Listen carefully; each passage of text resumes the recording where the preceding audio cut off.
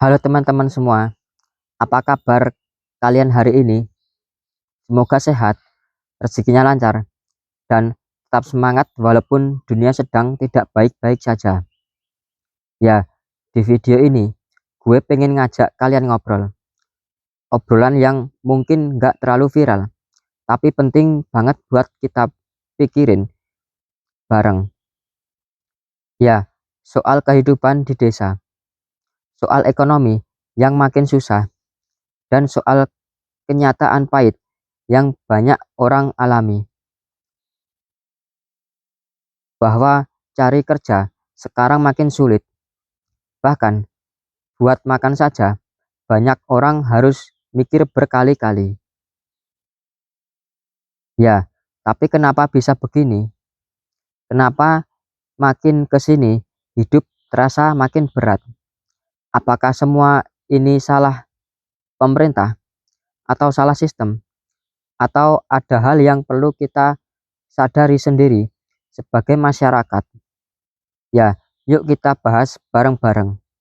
Santai aja, tapi semoga bisa jadi bahan refleksi dan semangat buat teman-teman kita semua.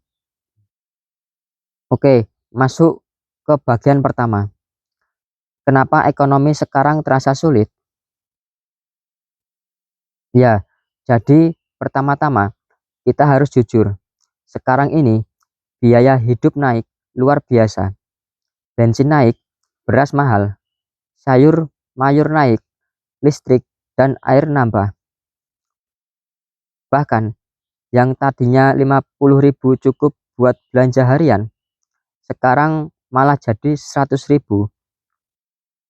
Mungkin bisa habis cuma buat satu kali masak. Ya, tapi gaji nggak naik-naik. Apalagi buat yang kerja serabutan, buruh harian, atau petani kecil. Kadang dapat, kadang enggak. Ya, di kota pun sama. Banyak yang kerja tapi nggak kerasa hasilnya.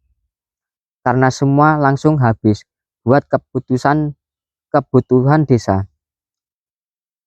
Ya, masalahnya lapangan kerja makin sempit. Teknologi memang berkembang, tapi justru banyak pekerjaan yang digantikan mesin atau sistem. Dulu kalau buka warung butuh 3 pegawai. Sekarang cukup 1 orang, semua serba digital. Terus belum lagi banyak pabrik yang gulung tikar, perusahaan yang ngurangin pegawai, bahkan sektor informal seperti dagang keliling pun makin berat karena persaingan yang semakin besar. Ya, dan yang selanjutnya, ini yang kadang nggak kelihatan tapi sangat nyata. Banyak orang kehilangan arah, udah lamar sana sini, tetap nggak dapat kerja. Mau usaha, nggak punya modal. Mau belajar skill baru, bingung harus mulai dari mana. Ya, di titik ini banyak mulai ngerasa putus asa, ngerasa hidup kayak nggak ada jalan. Kemudian kita masuk bagian yang kedua, yaitu tantangan hidup di desa.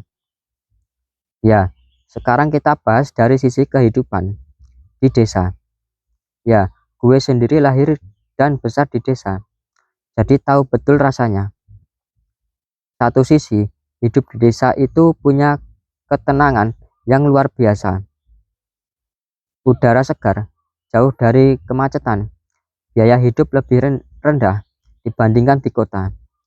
Tapi masalah ekonomi tetap terasa. Karena di desa, pilihan kerja itu terbatas. Biasanya cuman itu-itu saja. Bertani, buruh, bangunan, kuli angkut, kerja di toko, atau ikut proyek musiman. Kalau ada pabrik dekat di desa, ya bisa kerja di sana. Tapi kalau enggak, ya harus putar otak. Belum lagi faktor pendidikan. Banyak anak muda di desa yang putus sekolah karena biaya. Jadi mereka nggak punya ijazah dan itu bikin susah saat mau melamar kerja. Bahkan untuk jadi security atau cleaning service di kota saja, sekarang minimal harus lulus SMA atau punya sertifikat. Dan satu hal yang juga menyedihkan, akses informasi. Banyak orang desa belum tahu bahwa sekarang banyak banget peluang kerja dan usaha lewat internet. Dari jualan online, freelance, jadi konten kreator, drop spinner, sampai ngajar kursus online. Tapi karena belum tahu, belum ngerti, atau bahkan belum percaya, ya peluang itu cuman lewat begitu saja. Kemudian kita masuk ke bagian yang ketiga, yaitu kenapa cari kerja makin susah. Oke, mungkin kalian pernah ngerasa udah lamar kerja sana sini, ngisi formulir, bikin CV, ikut wawancara, tapi hasilnya kami akan hubungi kembali. Dan akhirnya nggak pernah dihubungin sampai kapanpun, atau mungkin ditolak dari perusahaan. Ya, masalahnya bukan cuma karena lowongan kerja sedikit, tapi karena persaingan juga makin ketat. Setiap lowongan sekarang bisa diperbuatkan oleh ratusan pelamar, dan yang dipilih biasanya yang punya pengalaman, skill, dan koneksi. Kalau kita nggak punya salah satunya, ya mungkin kita akan kesusahan untuk bersaing.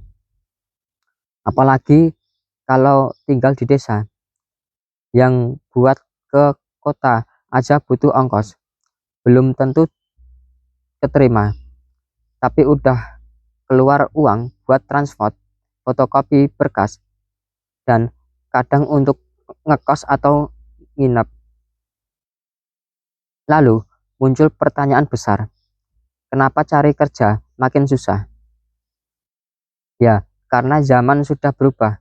Dunia kerja sekarang lebih nyari orang yang bisa adaptif, bisa multitasking, bisa kerja dari rumah, dan bisa berpikir kreatif. Bukan cuma yang rajin dan disiplin, tapi juga yang bisa belajar hal baru dengan cepat. Dan ini masalahnya, banyak dari kita belum siap dengan hal itu. Bukan karena nggak mampu, tapi karena belum terbiasa. Makanya kita harus mulai sekarang untuk ngembangin keterampilan, walaupun dari hal yang paling kecil. Ya, kemudian kita masuk ke bagian 4, yaitu apa yang kita bisa lakukan sekarang. Oke, sekarang bagaimana paling penting kalau hidup makin sulit, kerja makin susah, terus kita harus ngapain? Nyerah? Tentu enggak. Justru disinilah kita diuji seberapa besar tekad kita untuk bertahan dan untuk bangkit. Ya, yang pertama, manfaatkan apa yang kita punya. Jangan fokus pada apa yang kita nggak punya. Kalau punya lahan kecil, tanami. Kalau punya HP, belajar.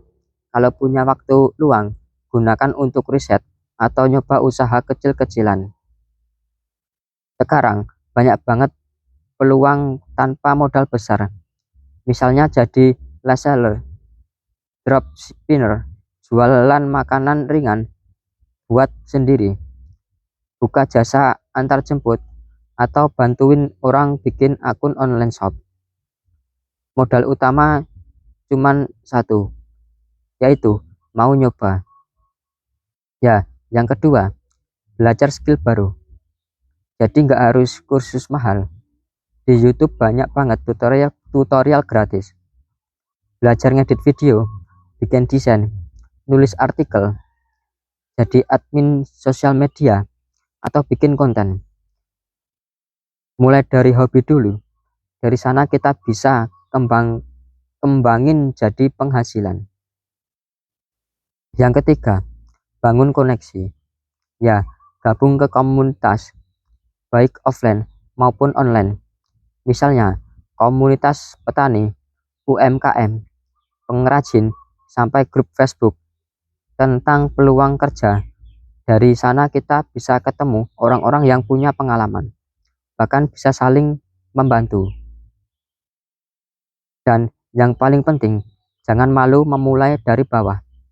Banyak orang sukses yang dulunya kerja serabutan dengan kecil-kecilan atau jualan online dari kamar kos, tapi karena konsisten mereka bisa berkembang. Kita juga bisa, asalkan kita sabar dan tahan berproses.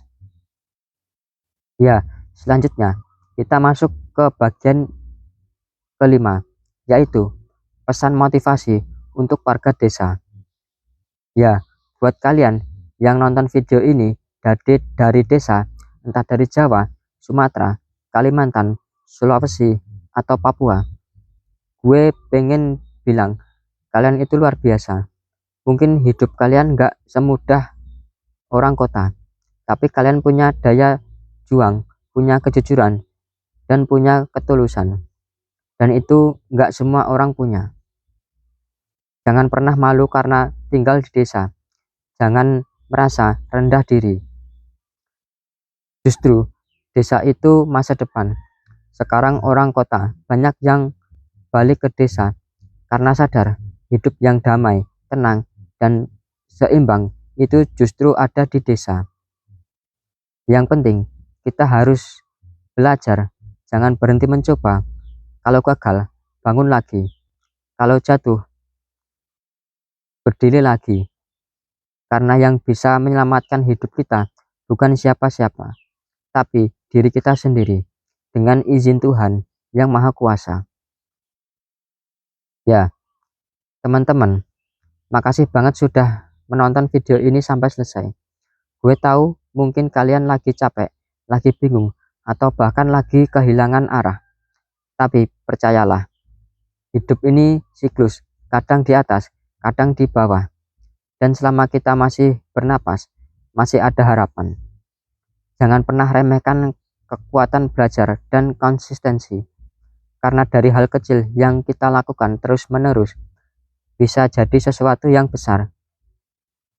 Ya, semoga video ini bisa jadi pengingat dan penyemangat, terutama buat kalian yang sedang berjuang. Kalau kalian suka video seperti ini, silakan like, komen, dan share ke teman-teman kalian. Atau tulis di kolom komentar, apa tantangan hidup yang paling kalian rasakan saat ini. Siapa tahu, ada dari situ kita bisa bikin video selanjutnya. Ya, sampai ketemu di video berikutnya. Jaga semangat, jaga iman, jaga harapan, dan terima kasih.